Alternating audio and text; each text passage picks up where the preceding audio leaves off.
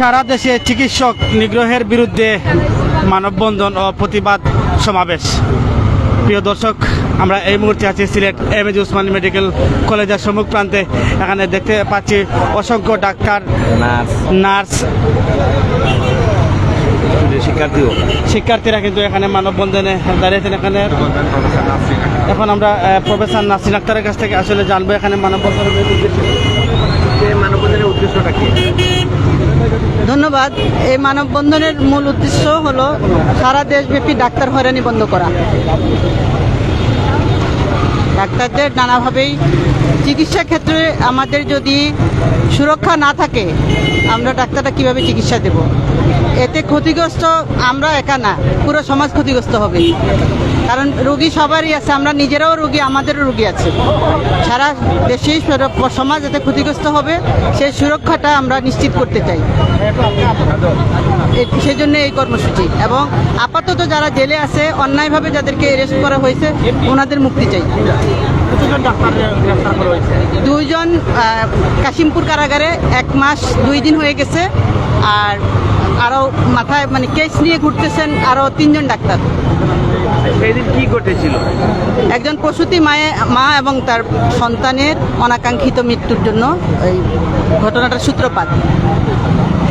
এখন আপনারা কি যদি আপনাদের দাবিগুলো না মানা হয়, পরবর্তীতে কি আন্দোলন? আগামীকালই আমাদের কর্মসূচি আছে, কেন্দ্র থেকে দেয়া হয়েছে। আমরা সমস্ত প্রাইভেট প্র্যাকটিস বন্ধ রাখব।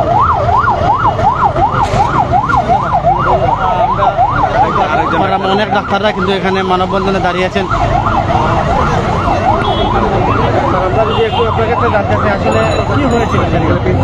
ধন্যবাদ।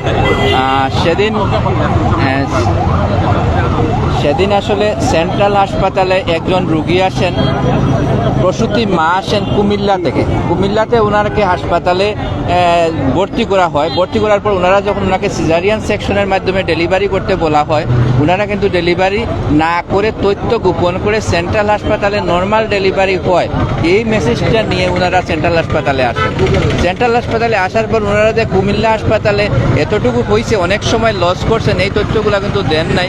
সেন্ট্রাল হাসপাতালে আসার পর ওনারা যখন চেষ্টা করতে শুরু করে রুগীকে, এই মুহূর্তে রুগীর বাচ্চাটা খারাপ হয়ে যায়, বাচ্চা ডেলিভারি হয়। বাচ্চা ডেলিভারির পরে বাচ্চাটাকে আইসিইউতে নেওয়া হয়, আইসিইউতে বাচ্চাটা সব মারা যায়। তারপর মায়ের ব্লিডিং শুরু হয়। যেহেতু অনেকক্ষণ ধরে মায়ের প্রেগনেন্সি ডেলিভারি শুরু হয় অনেক আগে কুমিল্লাতে, মায়ের কিন্তু ব্লিডিং শুরু হয়। ব্লিডিংয়ের যে চেষ্টা, সব প্রচেষ্টা কিন্তু করা হয় বন্ধ করানোর জন্য, কিন্তু শেষ পর্যন্ত ব্লিডিং বন্ধ করার জন্য ওনাকে অপারেশন থিয়েটারে নিয়ে জরায়ু অপারেশন করার পরও ওনাকে কিন্তু সেভ করানো যায় নাই। আসলে 2 জনেরই মৃত্যু হয়। এই 2 মৃত্যু অনাকাঙ্ক্ষিত মৃত্যু, কারো কাম্য ছিল না। কিন্তু এখানে আমরা রুগীর পক্ষেরও একটু নেগলিজেন্সির কথা বলতে চাই। যে রুগীর সিজার হবে সেই রুগীকে নর্মাল ডেলিভারির চেষ্টা জোর করে করানোর যে চেষ্টাটা করা হয়েছে, এর জন্য আমরা রুগীর পক্ষ বা রুগীর হাজব্যান্ড যে মিথ্যা তথ্য দিয়ে সেন্ট্রাল হাসপাতালে ভর্তি হয়েছে, এই অংশটুকুকে আমরা একটু হাইলাইট করতে চাই। এইটুকু করা ঠিক হয়নি। একজন মানুষ হিসাবে ওনার এই তথ্য গোপন করাটা ঠিক হয় নাই। সব রুগীর সিজার নর্মাল ডেলিভারি চাইলেই করতে পারবেন না। যে রুগীর সিজারিয়ান সেকশন লাগবে সেই রুগীর সিজারিয়ান সেকশন অবশ্যই লাগবে। আমাদের কর্মসূচি শেষ আজকে। আমি শেষ আপনাদেরকে ধন্যবাদ জানিয়ে শেষ করতে চাচ্ছি। আপনাদেরকেও একটা অনুরোধ করব, একজন রুগী মারা গেলে এই ভুল চিকিৎসা, এই কথাটা যেন আপনারা না বলেন। আর্নেস্ট রিকোয়েস্ট, বুঝুন, দেখুন, অপেক্ষা করুন। একটা কথা মনে রাখবেন, আমরা চিকিৎসক সমাজ কোনো অন্যায়ের সাথে নাই। যদি আমাদের যদি অন্যায় হয়ে থাকে, সে অন্যায়ের যেটা দেশের প্রচলিত আইন, সেটাতে অবশ্যই বিচার হবে। তো কোনো চিকিৎসক যদি খুব ভুল কিছু করে থাকেন, আমরা কিন্তু তাদের পক্ষ কখনো নেই নাই, এখনও আমরা নেব না। কিন্তু এভাবে দিনের পর দিন, একটা ঈদ কিন্তু মাঝে চলে গেছে, 2জন মেয়ে চিকিৎসক কাশিমপুর কারাগারে জাস্ট খুনিদের মতো দিন কাটাচ্ছে। এটা আমরা চাই না। এটাতে আপনাদের ব্যাপক সাড়া চাই। আপনাদের যদি কলিগরা এইভাবে হতেন, সমস্যায় পড়তেন, আপনারা কি করতেন একটু ভেবে দেখুন। যেখানে এই ডাক্তারগুলোর কোনো দোষে নাই, এমন যদি হয় যে ডাক্তার রুগী সেবা দিবে, যে ডাক্তার রুগীকে সাহায্য করবে, সেই যদি জেলে যেতে হয়, তা আমরা আসলে কি জন্য, কিভাবে রুগীদের সেবা করব? ওদিন ওই ডাক্তারের জায়গায় আমি থাকতে পারতাম, আমরা যে কোনো কেউ থাকতে পারতাম। তো এটা তো ঠিক না। অনুরোধ আপনাদের কাছে, মিডিয়া ট্রায়াল যেটা বলে শুনেই যে রুগী মারা গেছে ভুল চিকিৎসা, এটা না বলতে। আর হলো সবসময় আমাদের পাশে থাকুন। আমরা সবসময় সত্যের সাথে, এবং আমাদের একটাই উদ্দেশ্য, শেষ পর্যন্ত যেটা আমাদের সব কিছুর শেষ কথা হলো, কর্মক্ষেত্রে আমাদের সুষ্ঠু পরিবেশ চাই, যেন আমরা আসলেই মানুষের সেবা দিতে পারি। আমরা ডাক্তার হিসেবে সেবা করাই আমাদের কাজ। আমাদের কাজই হলো মানুষকে সেবা প্রদান।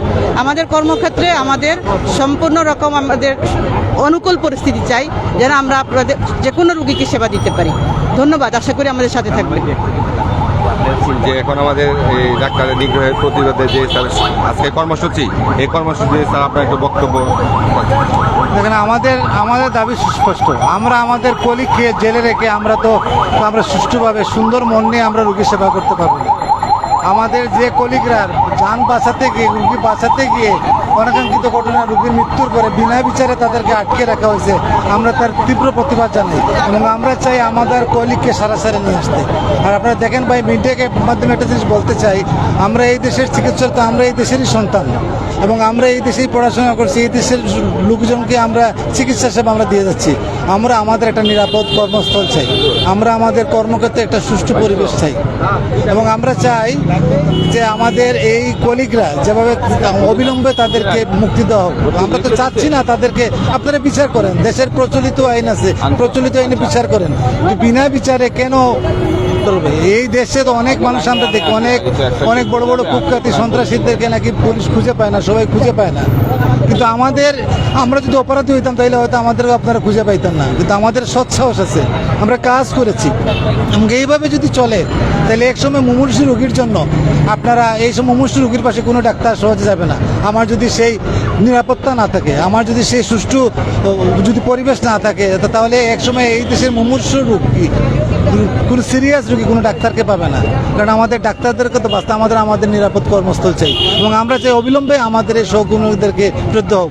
ঠিক আছে, তাদের বিচার করা হোক, বিচারের সাথে এসে নিয়ে আসা হোক। কিসের জন্য তথ্য গোপন করে একটা উপজেলা থেকে কুমিল্লার একটা উপজেলাতে তাদেরকে বলছে অবস্ট্রাকটেড লেবার, মানে এটাকে সিজার করা লাগবে।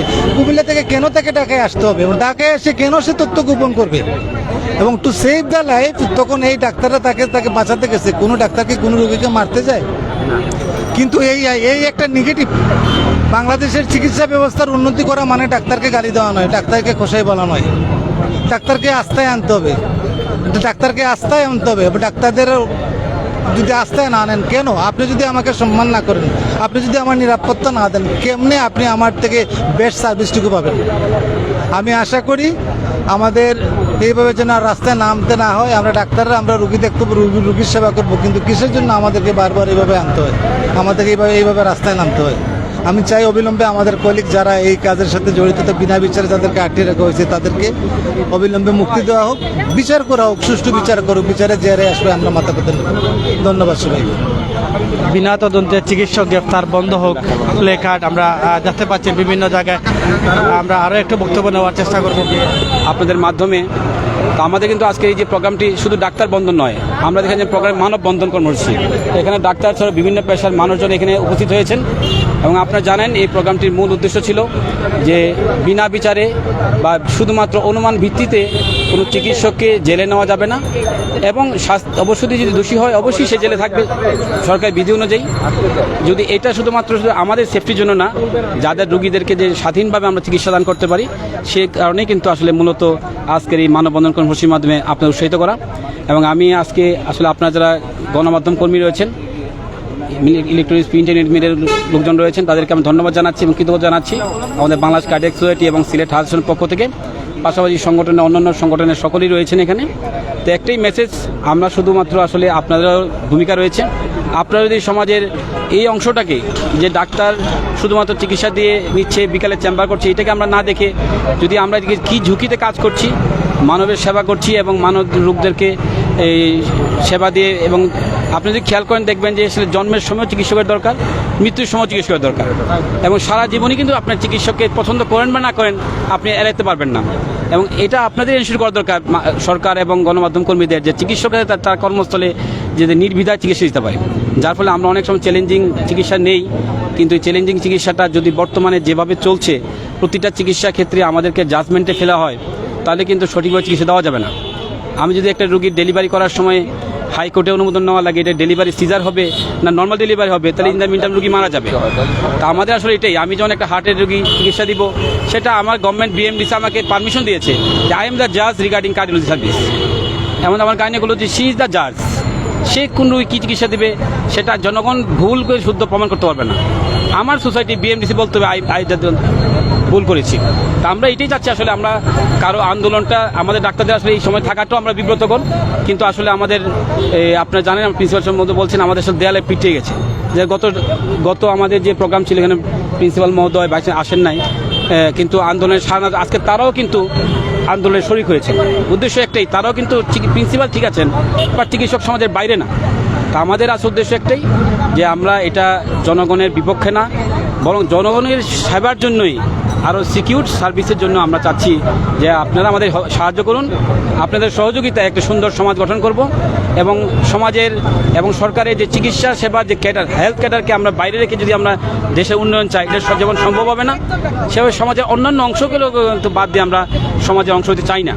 তা আমরা বলবো জানতে চাচ্ছি যে আপনারা মানে গত কিছুদিন আগেও করেছেন, আজকেও করছেন, এবং নিঃশর্ত আপনারা যে দাবিটা এটা যদি আদায় না হয় পরবর্তীতে আমরা দেখেন আমরা কিন্তু অলরেডি ঘোষণা দেওয়া হয়েছে আমাদের আগামীতে 17 এবং 18 তারিখ। দেখেন এই দুইটি প্রোগ্রাম কিন্তু আমরা আমাদের নিজেদের ব্যক্তিগত লস করাচ্ছি। সত্যি কথা যদি বলি, দেখেন আমরা কিন্তু সরকারি সার্ভিস দিয়ে যাব, কিন্তু শুধু বিকালে আমাদের প্রাইভেট চেম্বার বন্ধ রাখবো। যেহেতু প্রাইভেট চেম্বার আমার ব্যক্তিগত চেম্বার, আমাদের চিকিৎসকদের ব্যক্তিগত চেম্বারে সরকারের সার্ভিসে কোনো হ্যাম্পার হবে না সারা বাংলাদেশে, না শুধু সিলেট নয়। যেহেতু প্রোগ্রামটি কিন্তু বাংলাদেশ মেডিকেল এডুকেশনের মাধ্যমে প্রোগ্রাম হচ্ছে, সারা বাংলাদেশের সমস্ত জায়গায় আজকে প্রোগ্রামটা হচ্ছে। এই জন্য আগামী 2 দিনের প্রোগ্রাম কিন্তু আমাদের এই 2 দিনের প্রোগ্রাম অলরেডি ঘোষণা করা হয়েছে। শুধু প্রাইভেট চেম্বারগুলো আমাদের বন্ধ থাকবে। তো প্রাইভেট চেম্বার কিন্তু আপনি যদি দৃষ্টিভঙ্গি বদলান দেখবেন আমাদের পার্সোনাল লসই হচ্ছে, কিন্তু তারপর আমরা মেনে নিচ্ছি কী কারণে, যেহেতু আমরা এখন নর্মাল সিস্টেমে আমরা সরকারকে অথবা যে জুডিশিয়াল সার্ভিসকে জনপ্রশাসনকে আমরা বোঝাতে পারছি না। আমরা আমাদের নিজেদের লস করে আমরা বোঝাতে যাচ্ছি যে প্রাইভেট সার্ভিস কত জরুরি। আজকে বিকালে যদি একটা চেম্বার বন্ধ থাকে আপনারা বুঝতে পারবেন তখন আসলে আমরা কি শুধুই ইনকাম করছি নাকি আসলে জনগণের সেবা করছি। এটা আমরা আসলে বুঝতে পারবো। ধন্যবাদ আপনাদেরকে, আমরা আমাদের সহজ থাকার জন্য আমরা আপনাদের সহজে চাচ্ছি। ধন্যবাদ। দর্শক, আমরা সিলেট এমএজি উসমানী মেডিকেল কলেজের সামনে থেকে আজকের এই মানববন্ধনটি আপনাদেরকে সরাসরি দেখানোর চেষ্টা করেছে এবং জীবন বাঁচাতে এসে জেলে যেতে চাই না এমনটাই স্লোগান নিয়ে আসছেন ডাক্তাররা, শ্রমিকরা এবং নার্সরা। অনেকেই কিন্তু আছেন অভিযোগের সততা প্রমাণের আগেই গ্রেফতার আর নয়, এমনটাই আমরা বিভিন্ন লিফলেট এবং ব্যানারে দেখতে পাচ্ছি। প্রিয় দর্শক, দেশ এবং প্রবাস থেকে যারা আমাদের সাথে দীর্ঘ সময় লাইভে সংযুক্ত ছিলেন এবং পরবর্তীতে সংযুক্ত হবেন, সবার সুস্বাস্থ্য কামনা করে বিদায় নিচ্ছি। আসসালামু আলাইকুম ওয়া রাহমাতুল্লাহি ওয়া বারাকাতুহু।